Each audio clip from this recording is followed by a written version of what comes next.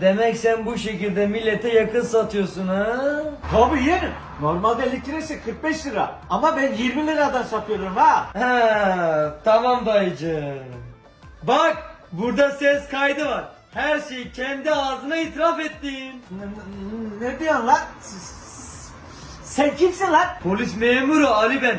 Senden birçok şey şüpheleniyordu. Onun için beni görevlendirdiler. Her şeyi ağzına itiraf ettin. Anam. Ulan yeğenim sana var ya 50 depo yakıp vereyim ya. Beni bırak lan. Bir de polise kanun dışı teklifler. Sen gel bakalım gözaltına. Ya gel. sen dur beni bırak ya. Abi arabayı sana verin. Gel Bırak ya. Çek. Ya bırak. Ya bırak ya.